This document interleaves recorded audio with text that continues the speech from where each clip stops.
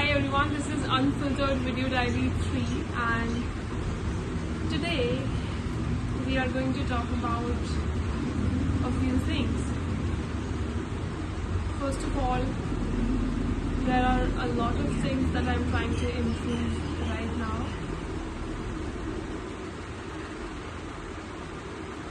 One thing that I'm learning is meal prepping, so that I am more efficient and productive throughout the day and I eat healthy meals rather than going towards some unhealthy options when I am completely drained and out of energy and I don't know what to cook, what to eat. So for that I am trying to learn meal prepping so that whenever I eat healthy because I have it. I love eating vegetables, I love eating ghar ka khana, but sometimes I'm so drained that I end up eating noodles or something like that. So I'm trying to change it. Alright. What else am I doing? I have noticed, it's not something that is a very new observation. It's been quite a long time and I have seen that my screen time is way too much, and because of that I sometimes don't sleep, or it was hampering with my sleeping habits, my waking habits. I used to be overstimulated at all times, whilst I want to be more calm in myself, in my life around me. I don't want any chaos. So there are a few steps that I have taken. I have deleted all social media from my phone except for WhatsApp, because that's what I use to contact my family, right? And I'm not a very frequent WhatsApp user. I only use it to talk to my friends and family, and if I have to stay on phone, I would rather spend it talking to someone than doom scrolling. So that's one thing.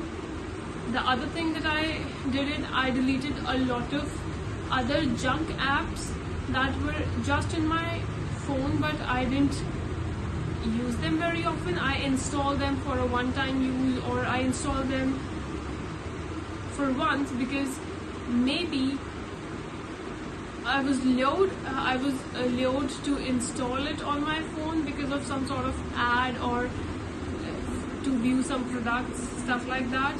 But I don't use it very often, so I uninstalled all of those apps. Other thing that I did is I have changed the color of my phone. I guess it's called color correction or color inversion. You can find, if you want to do it, you can find it in your settings. And I have removed all the colors in my phone. So my phone is on grayscale mode right now. It's always on grayscale.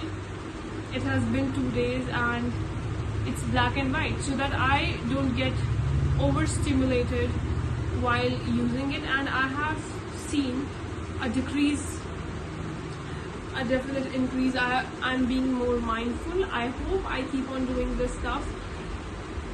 So I can even show you my phone.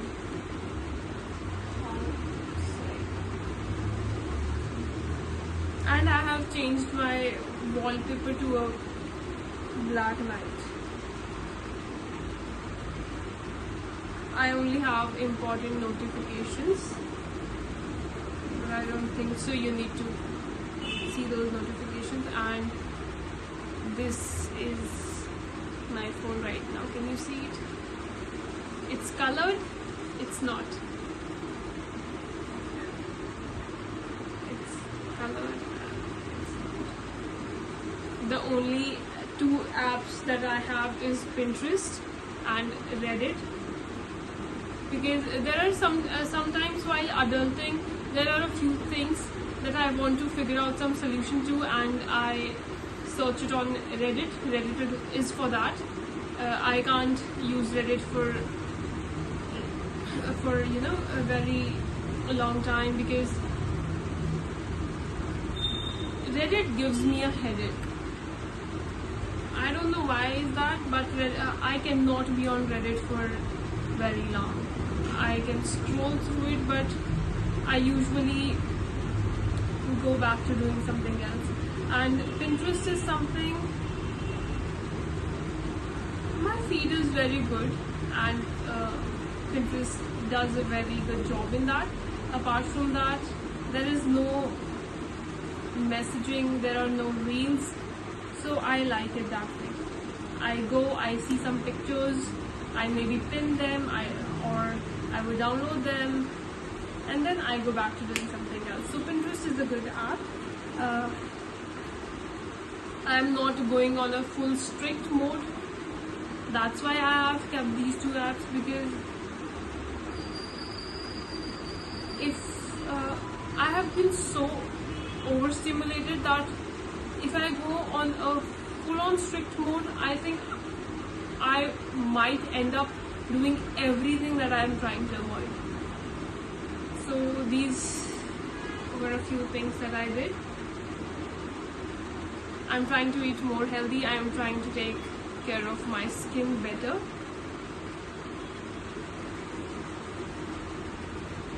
And yes, so I watched a video on non-fiction essays, and this guy was telling that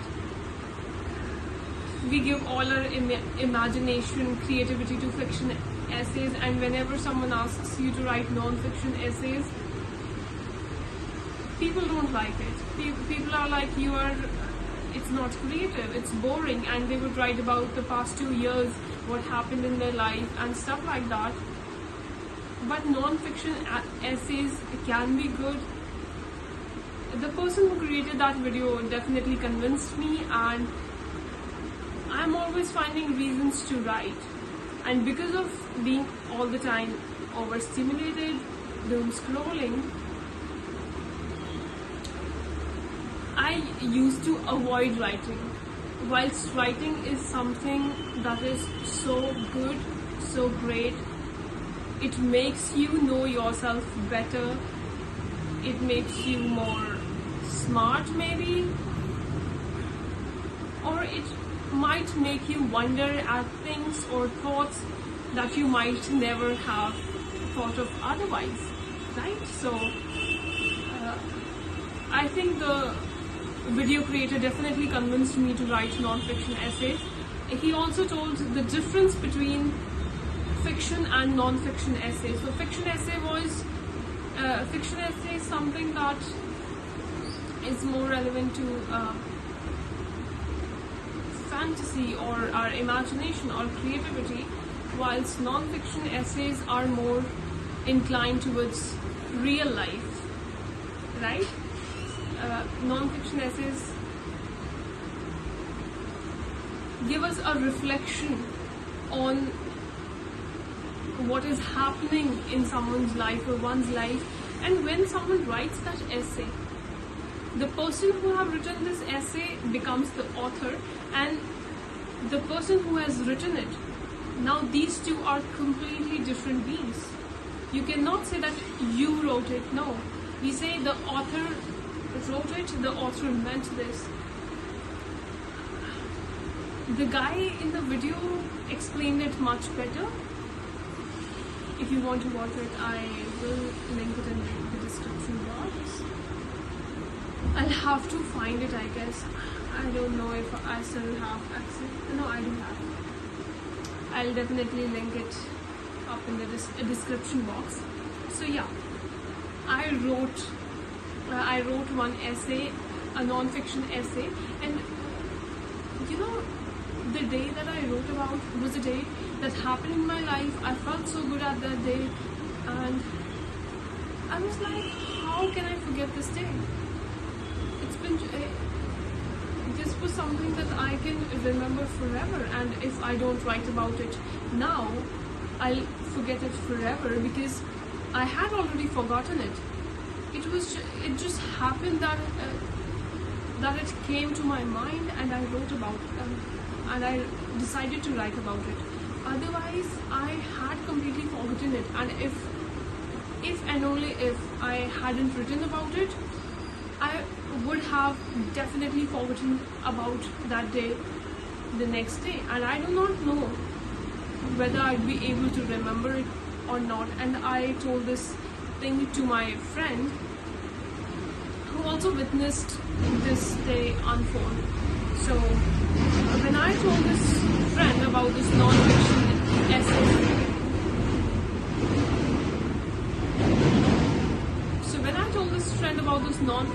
stuff, I told him that I had completely forgotten about this essay, about this day. I'm sorry, I'm just a bit distracted because of the traffic outside. It was a loud noise. Okay, so cut me some slack. So when I told this friend that I had completely forgotten about this essay and this day, not the essay, this day, and I was like, how can I forget this day? And my friend says, I myself forgot this day, and how can we forget this day? Like, it was not that much big of a deal, but still, there are some incidents that you can remember, or even if not remember, you can derive some insights out of it, some observations, some thoughts, how you felt or how you didn't feel. So I wrote about it, and I want to read it for you guys, because usually we journal because we don't want others to read it, but this is a essay and I want to write more essays. So yeah, I'll read it to you.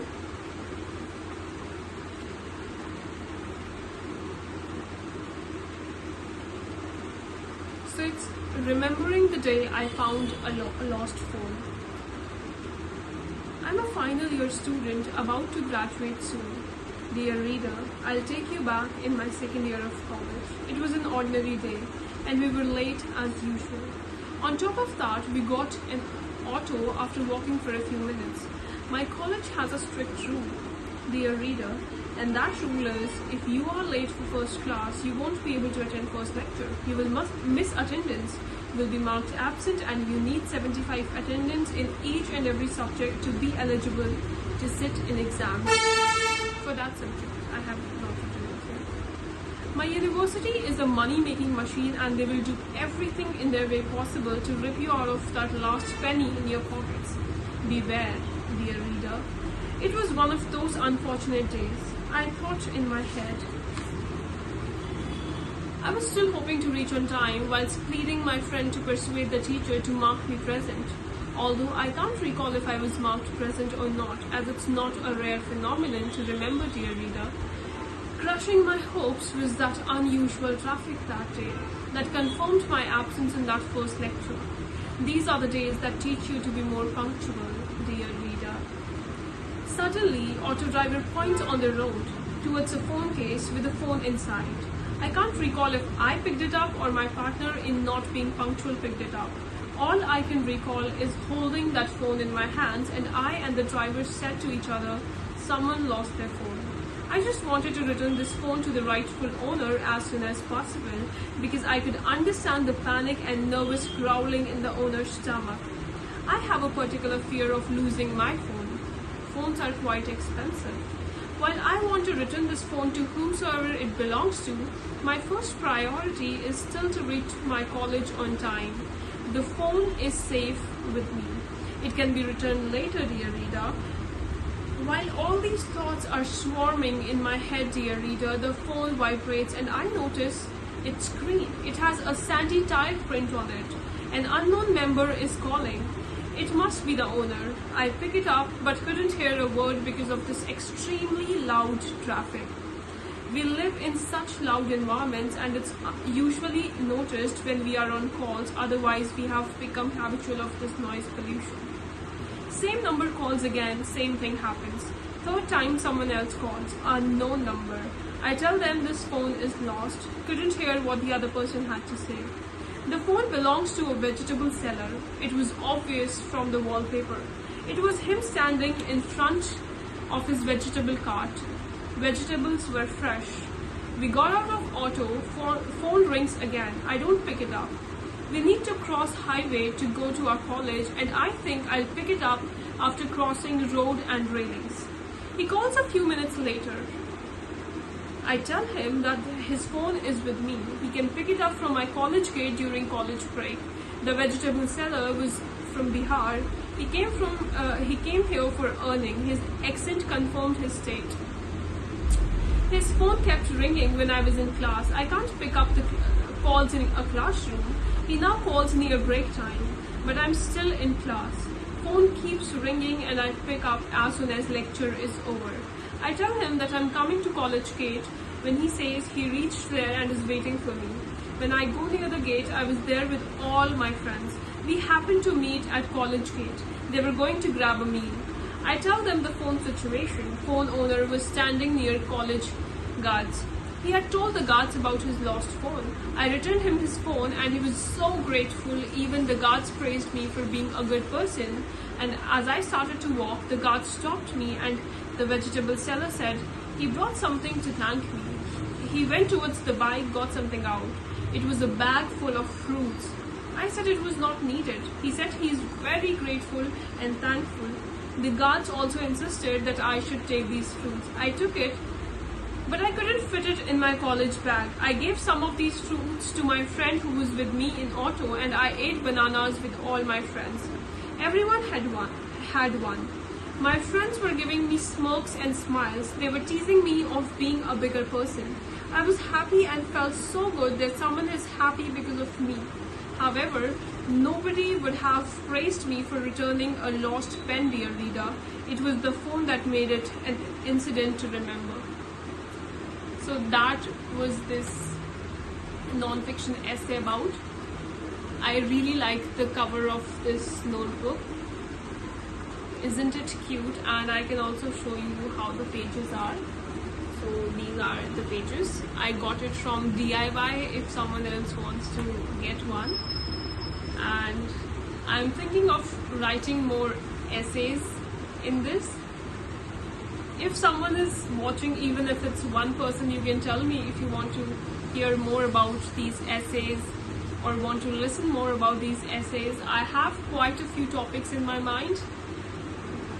So what I started doing is that if I have one topic in my mind, I'll just jot it down somewhere so that I can remember to write that essay. I did this thing when I had this topic in mind. I didn't write it at that moment. I wrote it next day, but I could have almost forgotten it if I hadn't written it down. And when I wrote this topic down, suddenly one more topic came to my mind, and this topic was something that I don't think anyone could think of, or it's so random, it's so weird and different thing to notice, and I was quite surprised myself. And I thought that it's such an ordinary thing to write. And sometimes my soft skill teacher used to say that ordinary topics are sometimes the most difficult ones, but it's ordinary and different. It's just a thought, and then I'm going to elaborate on it. And if you want to hear more about these video essays, you can do it. I literally enjoyed doing this video, and I'm quite shocked that it's about to be 20 minutes soon, and I spoke so much in this video, and I think I did better from last time. I spoke well, but yes, I could have been more calmer in my tone. Bye.